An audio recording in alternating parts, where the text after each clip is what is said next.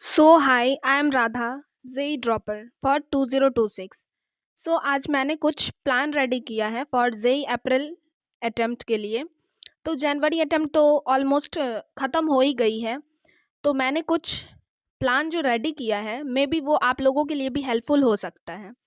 तो बताते हैं मैंने क्या क्या प्लान में इंक्लूड किया है। और एज अ ड्रॉपर मैं अच्छे से जानती हूँ क्या कैसे है नहीं है। सो आप लोगों के लिए ये वीडियो हेल्पफुल हो सकती है। देखते हैं। सो जेई 2026 के लिए इन अप्रैल अटेम्प्ट के लिए मेरे पास सिर्फ और सिर्फ 60 डेज़ है।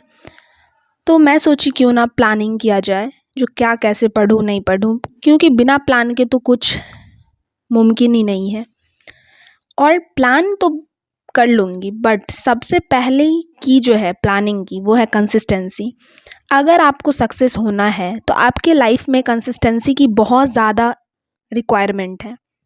एंड सेकेंडली फोकस, आपका क्या गोल है उस पे आपको फोकस करना पड़ेगा। और थर्ड जो है वो डिसिप्लिन। डिसिप्लिन जैसे कि अब वो बचपन वाली नहीं, जो हाँ भाई बड़े आदमी आए तो ऐसे खड़े होने हैं, ये वो दिस डेट वो वाली नहीं। आपको पढ़ाई में जब तक डिसिप्लिन नहीं होगी आप सक्सेस नहीं हो सकते हो। तो यही की है सक्सेस होने का।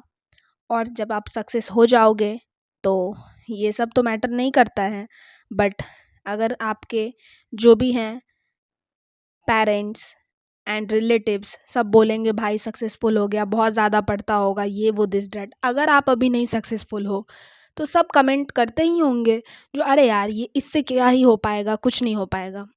तो इसी सब को देखते हुए मैंने आज एक अच्छा सा प्लान रेडी किया है अप्रैल अटेम्प्ट के लिए। सो जनवरी अटेम्प्ट तो ख़त्म हो गई है, अब आएंगी अप्रैल अटेम्प्ट।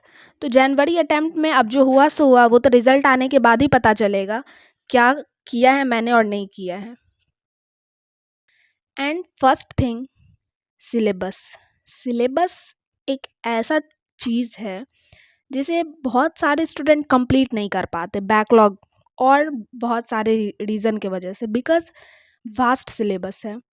अगर देखा जाए तो क्वेश्चन 75 ही पूछा जाता है, बट उसमें से इव इवन बोल रहा है एग्जामिनर, जो पर चैप्टर भी एक एक क्वेश्चन नहीं उठा रहा है, बट फिर भी उसे, जो स्टूडेंट को एग्ज़ाम देना है उसे पूरा सिलेबस कंप्लीट करके ही जाना होगा।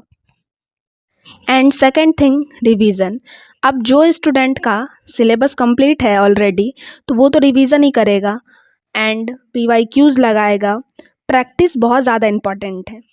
तो जैसे कि पीवाईक्यूज़ ही लगाना हो तो 2019 से 2026 तक के जितने भी क्वेश्चंस हैं उतने तो नहीं हो पाएंगे पॉसिबल, बट फिर भी मैक्सिमम चाहो तो लगा सकते हो।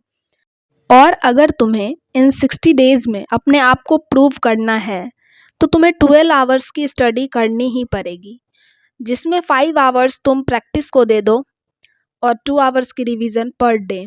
ये बेस्ट की है।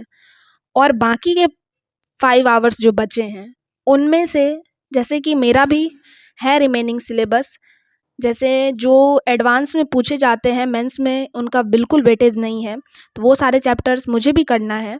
एंड सबसे इम्पॉर्टेंट थिंग, आप लोग को तो पता ही है, उतने भी अब छोटे नहीं हो जो नहीं पता होगा, डिसिप्लिन और कंसिस्टेंस होना लाइफ में बहुत ज़्यादा ज़रूरी है। बहुत। अगर जिस स्टूडेंट के पास कंसिस्टेंसी नाम का कोई चीज़ नहीं है वो सक्सेस नहीं हो पाता है। एंड वन थिंग, निगेटिविटी को अवॉइड करो। जैसे कि अभी ही अब अप्रैल अटेम्प्ट के लिए तुम पढ़ रहे हो, तो ऐसा नहीं जो अगर क्वेश्चन नहीं बन रहा है तो भाई मेरे से नहीं हो पाएगा, हो जाएगा। ऐसा पॉजिटिविटी हमेशा माइंड में बना के रखना। एंड वन थिंग और, सोशल मीडिया से थोड़ा दूर रहो, अवॉइड करो।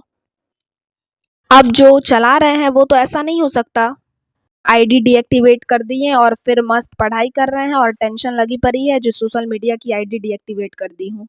ऐसा नहीं करो। है, अगर फ़ोन में अगर यूज़ भी करते हो तो खुद पे कंट्रोल रखो, उसे कितना चलाया जाए। ऐसा नहीं जो हाँ भाई अब रील्स ही देखने बैठे हो, 2-2 घंटे देख रहे हो, टाइम का पता ही नहीं चला। ये चीज़ नहीं होनी चाहिए। एंड इतने कुछ करने के बाद बहुत सारे स्टूडेंट का कहना होता है मैं तो तभी पढ़ूंगा जब मुझे श्योर हो कि मेरा हो जाएगा। यार इवन टॉपर को भी नहीं पता होता है जो वो टॉप करेगा। तो हम तो ऐसे भी एवरेज स्टूडेंट हैं भाई, टॉपर तो नहीं है, एवरेज ही हैं। एंड मैथ के साथ एक प्रॉब्लम है मोस्टली स्टूडेंट का, जो कोई कोई चैप्टर ऐसे होते हैं जो बहुत ज़्यादा ही अच्छे होते हैं और कोई चैप्टर ऐसे जो बिल्कुल ही अच्छे नहीं होते हैं। मेरे भी ऐसे एक दो चैप्टर्स हैं, तो मैंने भी सोचा है कुछ इम्पॉर्टेंट चैप्टर जो सबसे ज़्यादा होता है मैथ में, जैसे कि 25 क्वेश्चन पूछता है, तो उसमें से हम लोग को बनाना कितना है मैक्सिमम। हाँ, मैक्सिमम के लिए तो वो तो अब कुछ भी बना सकते हैं, कोई स्टूडेंट 20 भी बना के आते हैं, बट मिनिमम 10 to 12 क्वेश्चन। तो उसके लिए सबसे पहला प्रायोरिटी बेस्ड जो चैप्टर है वो है वेक्टर एंड 3D, दूसरा मैट्रिसेस एंड डिटर्मिनेंट, तीसरा बाइनोमियल थ्योरम। और आप लोग देख ही रहे हो, एंड ये जो चैप्टर्स मैंने जो लिखा है ये इम्पॉर्टेंट है, हाई वेटेज चैप्टर भी हैं। इन प्रीवियस ईयर आप जाके देख लो, इन सारे चैप्टर में से जो क्वेश्चन पूछे गए हैं इन लोग का वेटेज अदर चैप्टर के हिसाब से ज़्यादा है।